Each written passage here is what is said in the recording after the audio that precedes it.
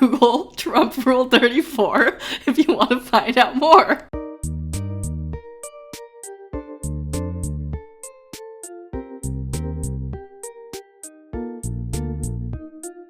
Welcome to Wow If True, the podcast of your wildest memes. We're your one-stop internet culture shop here to dissect what's going viral, why we care, and how this might affect our real human lives.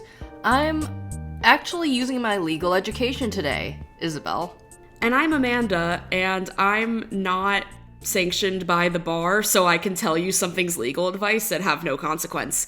Anyone could be famous on the internet, so why not us? Anything I say today is not legal advice, but anything Amanda says is legal advice, so proceed accordingly. Yes. So, Isabel, do you know how mad fans of various things are at Ticketmaster? 4, maybe 5? Yes.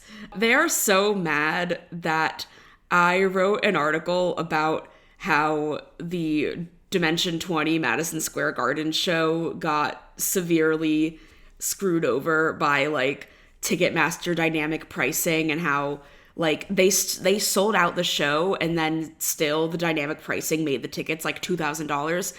Wait, what? They were $2,000? Because the dynamic pricing and the demand, they went up to be that high and people got very angry. So angry that in the article I wrote, quote, that fans of both Taylor Swift and Dimension 20, quote, kind of hate Ticketmaster. And then there was a thread on the Dropout Reddit about how kind of was an understatement.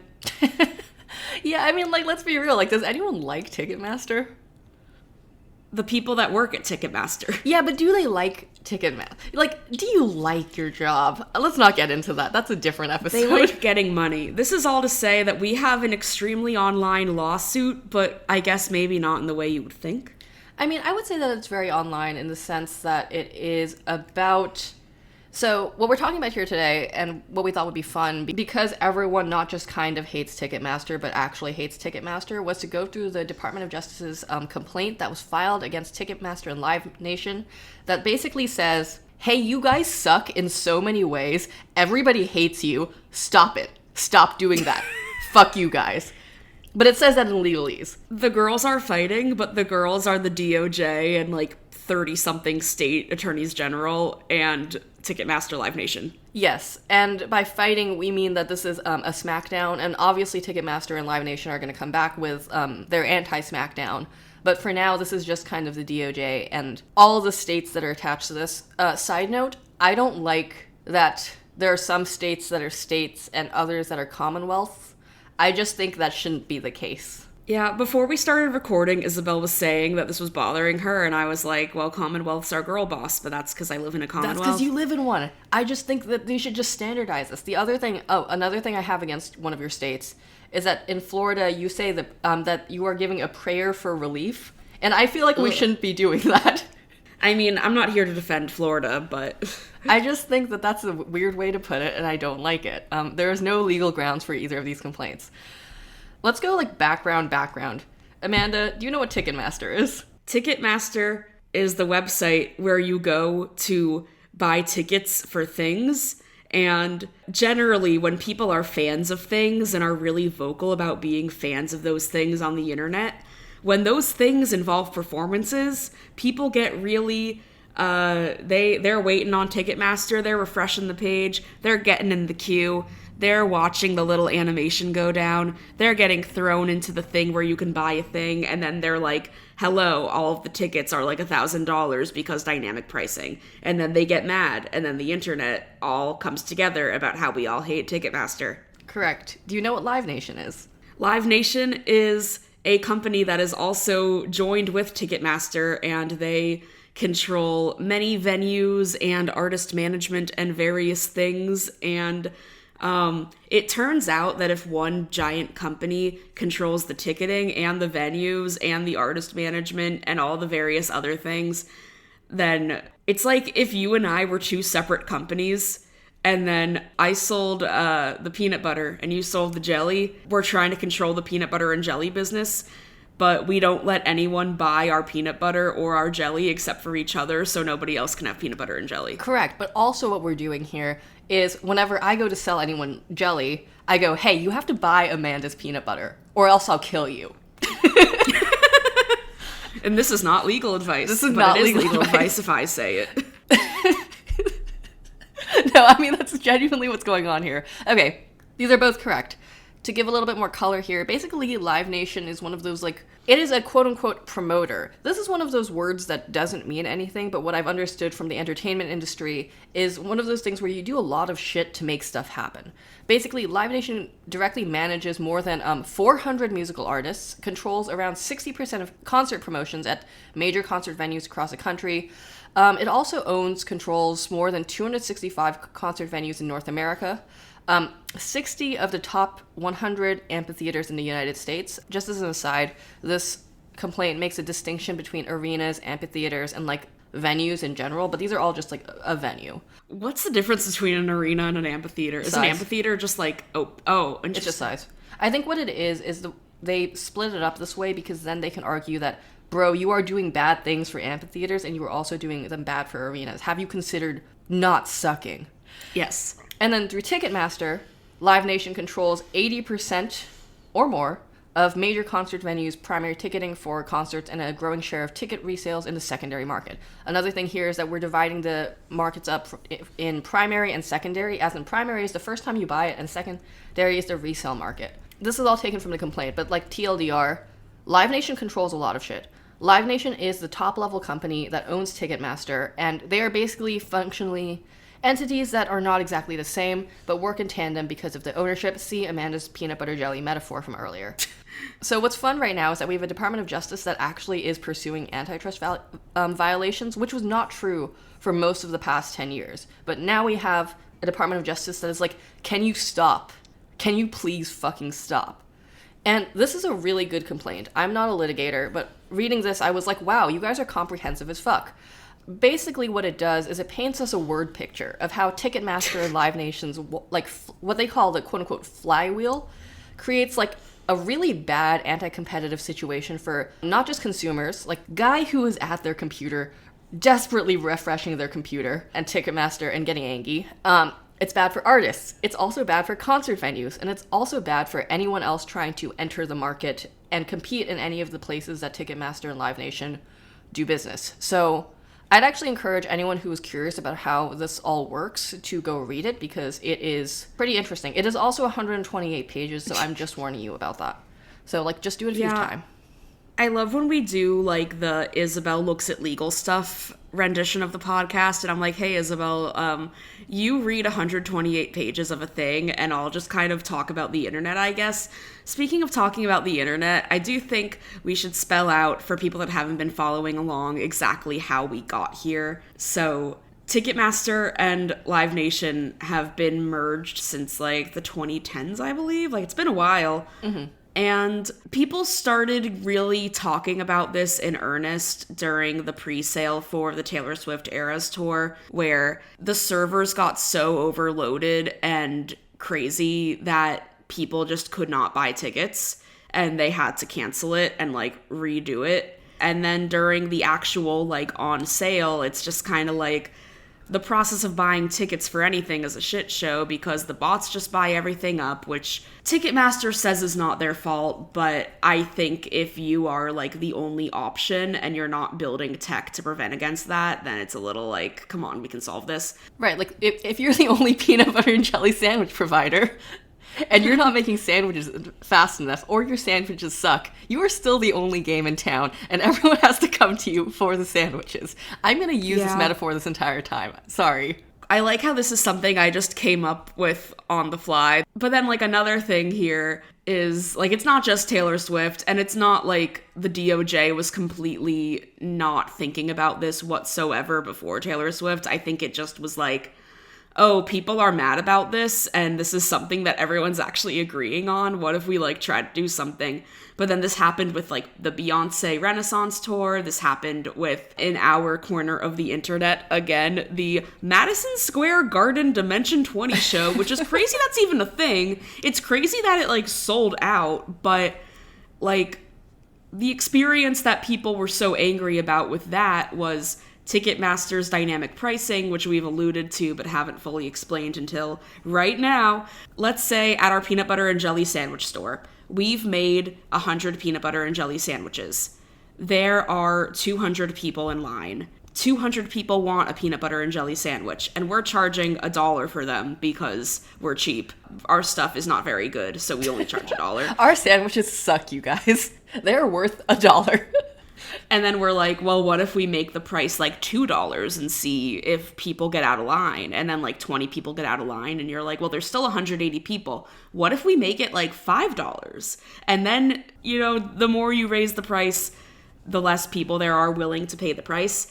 But it's like, this is still a $1 sandwich, and suddenly we're going to sell it for like $10. And that's what happened with Dimension 20. Yeah, so, except replace the peanut butter and jelly sandwich with people playing D&D on stage.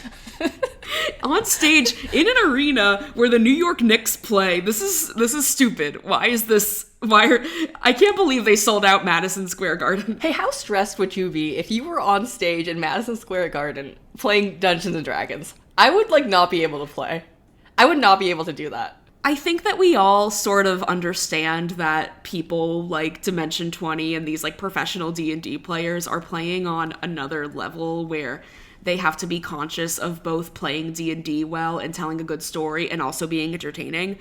But add all of that to, like, you are in an arena with, like, tens of thousands of people. Hey, okay, like, I just want you to picture us doing WoW True under these circumstances. I would just not be able to do that. I would just kind of be acting as though I had like 5 cups of coffee and just go off the rails, and then afterward be like, I am so ashamed.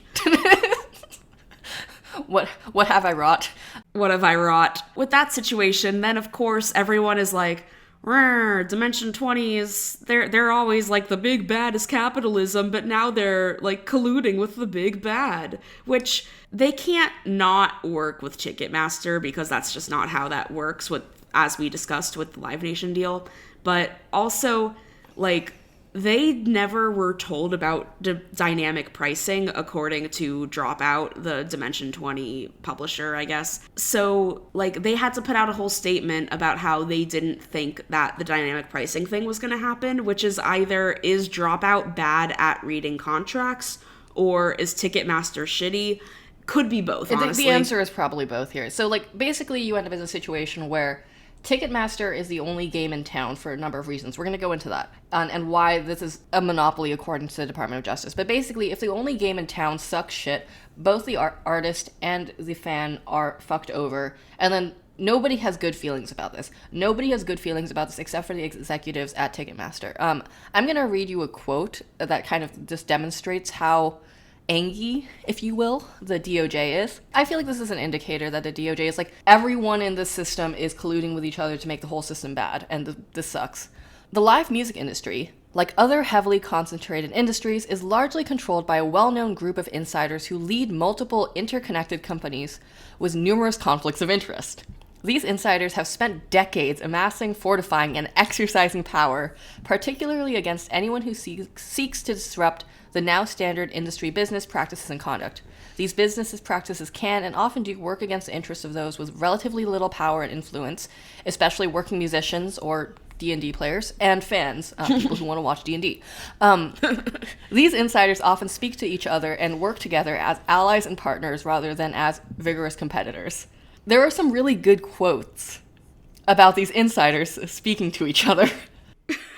But just to summarize this, basically, Live Nation and Ticketmaster are using their interconnectedness to fuck everyone over. We don't like this. There's a whole list of anti-competitive shit, quote-unquote, again, not a legal term, that Live Nation and Ticketmaster are doing, which we'll get into. But the first one I want to talk about is one of the examples that they use pretty extensively is the relationship between Live Nation and Oakview Group.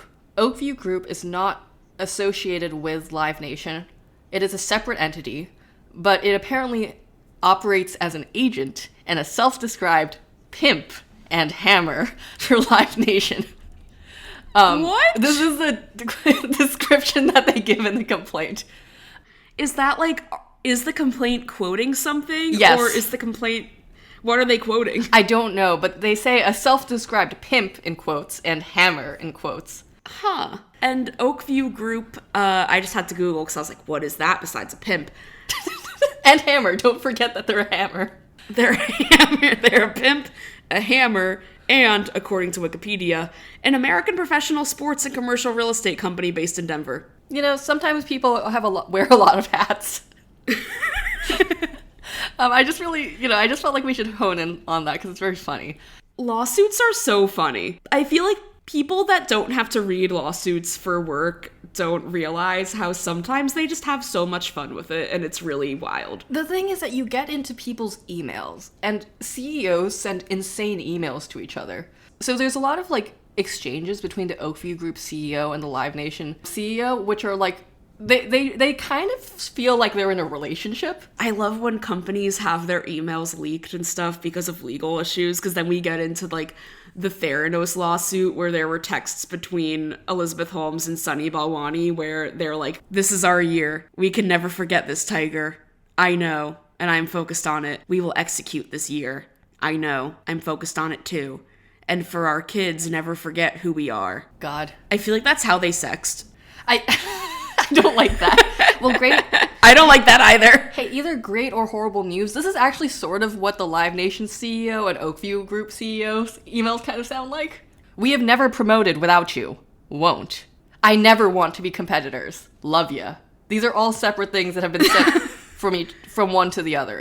Oh man, it's almost as good as Elizabeth Holmes saying, "You are the breeze in the desert for me, my water and ocean, meant to only be together, Tiger." And then Sunny Balwani says, what do you think he says? Thanks, period. He said, "Okay." No! I know we've talked about this before, but that always gets me. I feel like there have been so many absurd things on the internet and in life. Also, Trump got arrested. That happened. Or not arrested.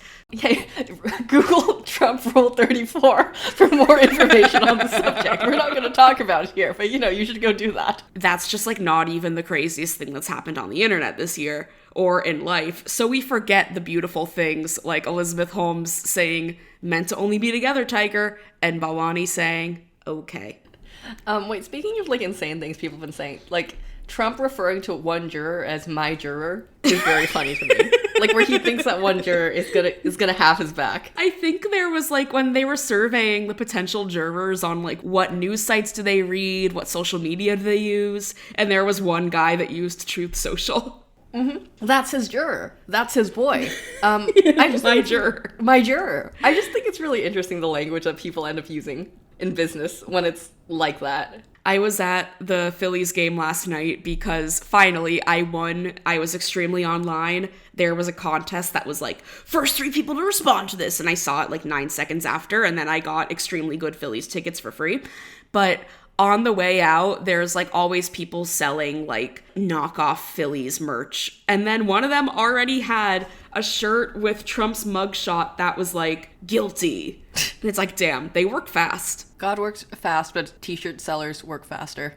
We knew they worked fast, and this is such a meme where every time something like this happens, they're "Oh, the Etsy sellers are getting ready," but it's crazy how fast they are, and it surprises me every single time. But okay, for this one, that there are 2 outcomes here, right? It's either guilty or not guilty, and you can prepare merch beforehand. It's what we learn in Harvard Business School, what you learn outside of Harvard Business School. There's only 2 options here. That's literally one of my favorite memes of all time. Yeah, the full sum of human knowledge in 2 books.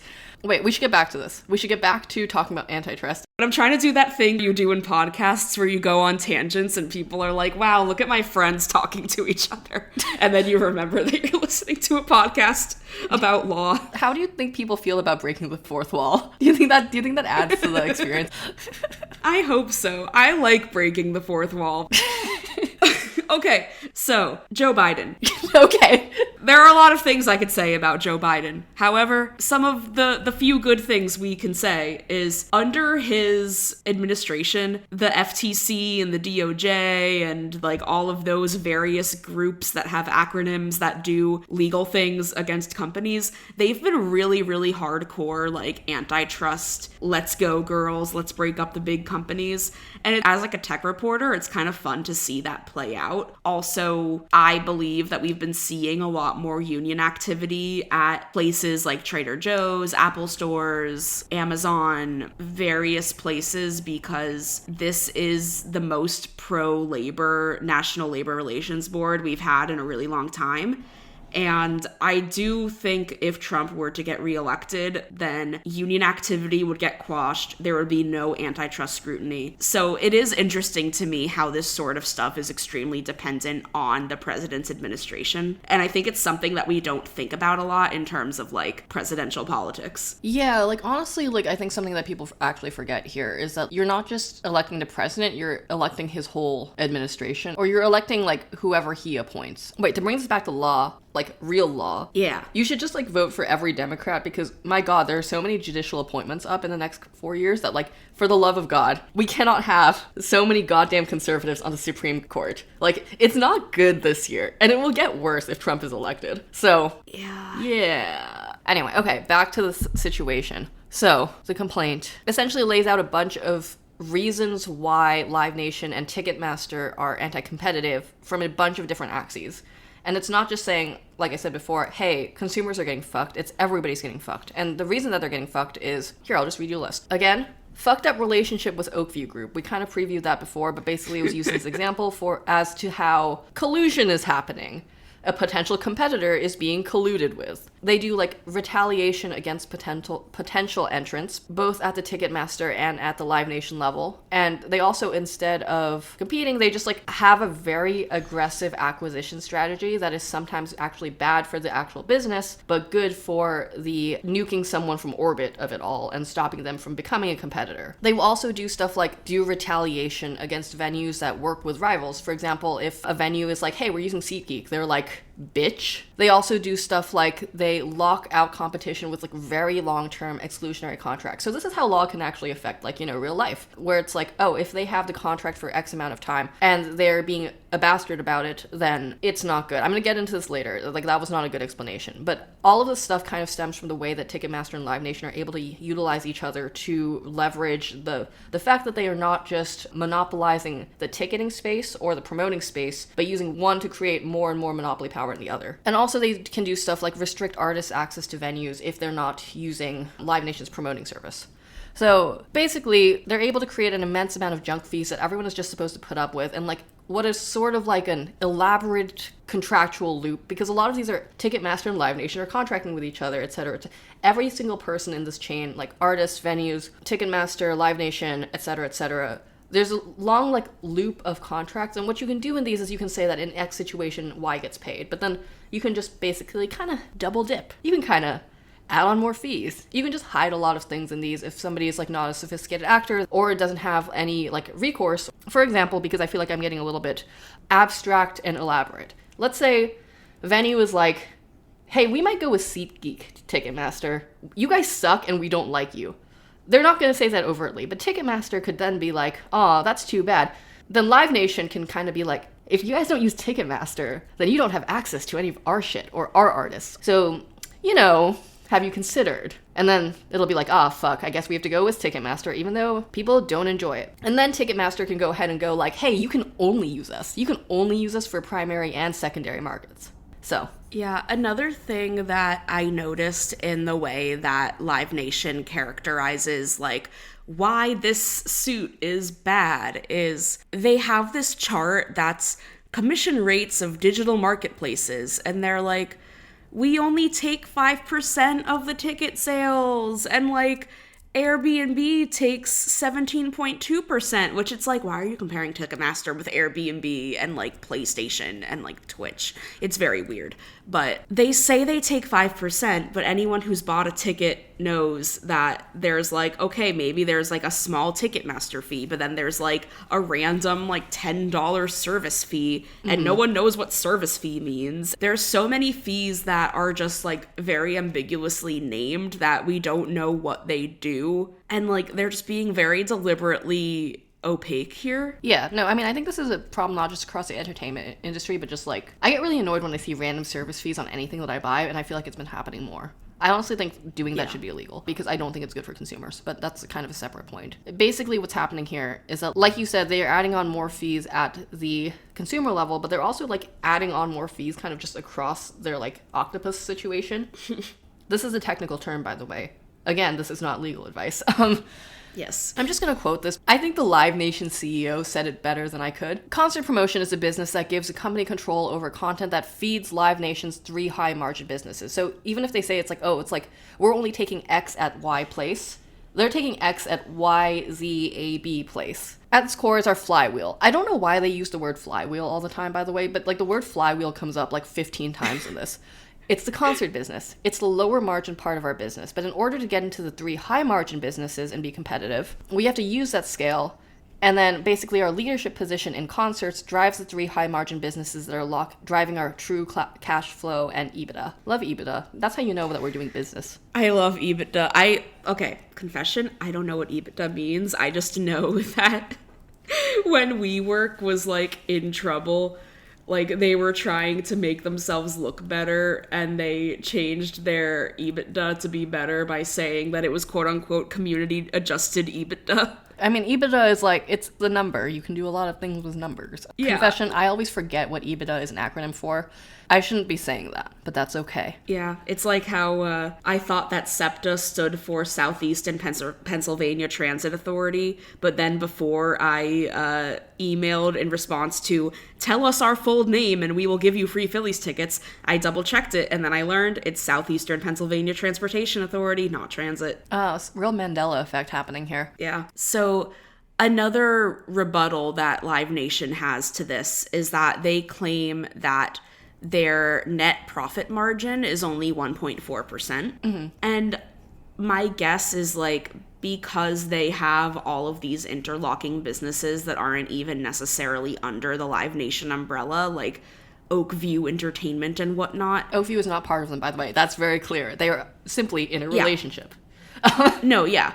But like, is the way that they are making money despite having a 1.4% net profit margin like because of these shady backdoor relationships, or is the way that they are establishing profit like kind of shady? Like, is it like, oh, well, Live Nation is paying Ticketmaster for its use of services or like something like that? So caveat that I'm not a finance guy. I am not an EBITDA girly. I do not own a vest. Christ.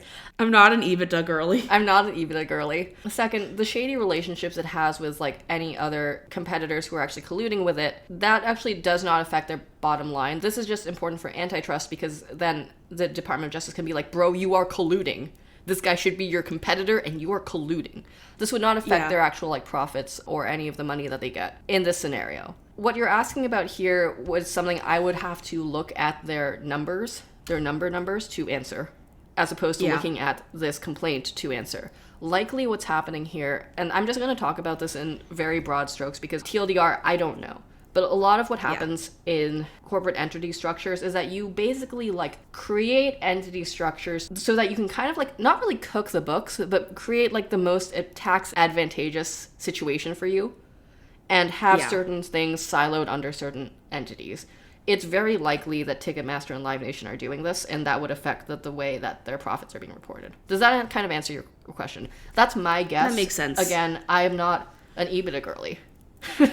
It is interesting how, like, they would be incentivized to show a lower profit margin because they know that they've been under antitrust scrutiny, whereas a company like Meta is incentivized to show higher profit margins because that keeps the investors happy, and that's like ultimately more important for Meta right now. Yeah, okay, we're getting off of the part that I actually did research, but my read here is probably just that, like, you know, when the Department of Justice is suing you, you want to show different stuff than if you're trying to go public, is kind of my read. Again, this is not legal advice. It's kind of beyond my purview of like understanding what's going on here because I really only looked at like this complaint, which has a very specific angle toward Ticketmaster and Live Nation. Something I think that's interesting here compared to what the Department of Justice could have done is that they pursued the complaint on multiple axes, if that makes sense. I've said this before, but like a lot of antitrust in the modern era has been predicated on this is bad for consumers. It doesn't matter what's happening to not consumers.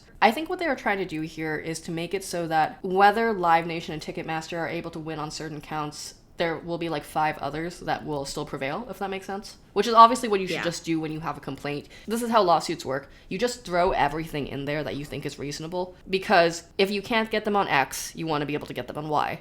So here it's not just that there's a monopoly over ticketing, it's like there's a monopoly over promoting services. And again, I don't read enough antitrust cases to say whether something's innovative or not, but I really like the argument that they've put together, which is that like by making it so that X happens, now the people can only use Y. Okay, so let's say that you're the D&D player who's going to be playing at Madison Square Garden. I am Brennan Lee Mulligan. You are now Brennan Lee Mulligan, and you hate capitalism. I do. And you are ready to rant about it at any opportunity. However, because you want to be able to do your show at any place, now you're like, oh fuck, Live Nation owns all of these places. I have to deal with Live Nation.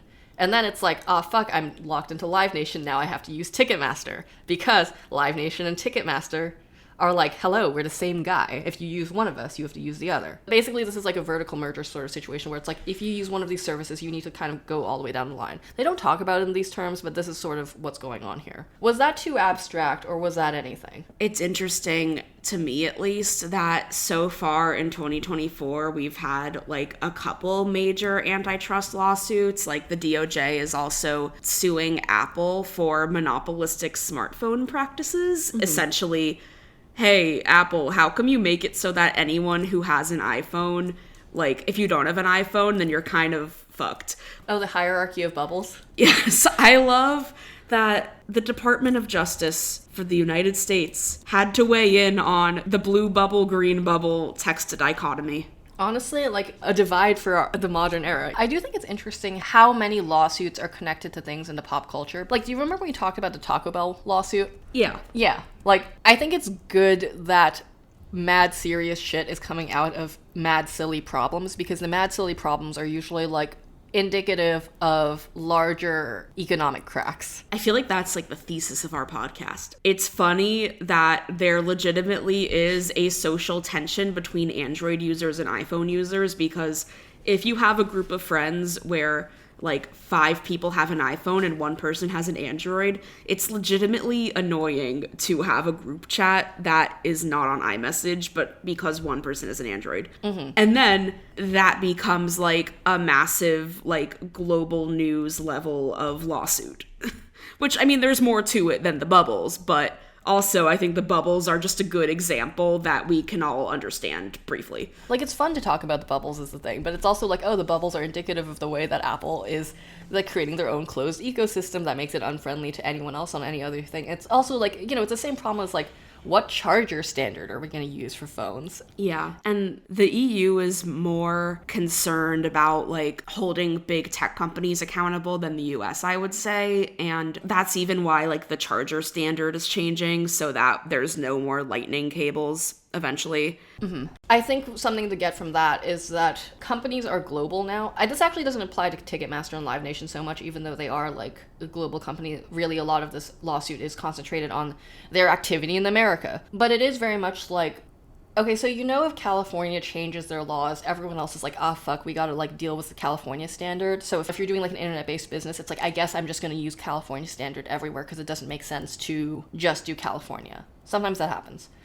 This happens on a global scale too, where it's like, ah, fuck, the EU is doing this thing. I guess all of these iPhones are going to be different now. Yeah. Yeah. Because you can't just make European iPhone and non-European iPhone. I mean, okay, let's not get crazy. They might. They could do that. I think that would be insane of them, but they could do that. They might do that. I hope they don't. Okay, I feel like we're done with this antitrust case for now. We'll see how this develops. They are pursuing this complaint both under federal law and state law, basically the Clayton and Sherman Acts. The Clayton is an antitrust act, and the Sherman is a monopoly act. That sounds weird when I say it that way. I'm probably saying it wrong. And then a bunch of state legislation. But that's like actual legal stuff. Caveat, I explained this in very, very broad terms, and you should actually go read the case if you want to see what's going on. It is pretty spicy, but it is not the spiciest case out there. So this depends on how much time you have to read 128 pages. Yeah, using my legal education for something for once. Nice. Nice. It's really crazy that the government cares this much about that board game. Well, that company that makes that board game sent the Pinkertons after somebody that one time. I know. Oh, God. Hey, D&D and magic are really serious business, Amanda. It's really fucking serious business. I can't believe that Hasbro sent the Pinkertons after someone for having a Magic the Gathering card that was not supposed to be sent to them, but was sent to them anyway. Oh, man. I would say on that note, and then transition into our little end thing. However, we do have another little thing to talk about, which is that I know you've been very eager to hear more about us analyzing law and other things through the lens of sandwich metaphors. However, we are taking the next month off to work on some capital letters here. Exciting new podcast things that we can't totally talk about yet, but exciting things happening. We just need some time to regroup and prepare and get a little ahead of the schedule, because a lot of travel on the Wow If True docket this summer, which means what if we record episodes in advance, ? So we won't be in your feed for a month, so we won't be in your feeds for a little bit, but we are coming back on July 17th, new and improved, better than ever. We will have some exciting things to share at that time. Yeah, we promise it's all good news. And I mean, if you haven't been able to tell from the last few episodes, we've been kind of testing some new stuff out, and we're super excited to share new content with you, especially since we've been doing this podcast for since the pandemic. It's 3.5 years now. I feel like an underappreciated piece of Wow If True lore is that we originally planned our launch to be on January 6th, 2021. I feel like you've been really hung up on this one. Yeah. But yeah, thanks for listening. Excited for everyone to hear our new shits, different from our old shit, but not that different. Please keep listening to us. And on that note, if you like this episode, tell a friend. Word of mouth is how we grow. Thank you to all of our patrons, and shout out specifically to Zoe, Brand, Andromeda, Thea, Brian, Gabriel, Adam, Matt, Max, my sugar daddy Sam, Jock, and Aaron's husband. If you want your name in the above or in our Twitter header, slide right into our Patreon on patreon.com/wowiftrue. Shout out to audio editors Allison Mills and David Newtown, graphic designer and Canva warlock Eric Silver, who made our logos, Sam Reiser, who made our podcast music, and Tessa Farrow, who is transcribing our episodes. You can find us on Twitter as @WowIfTruePod and Instagram and Facebook as @WowIfTrue. Had your 15 seconds of internet fame? Slide right into our Twitter DMs and tell us about it. And until next time, let's get weird on the internet.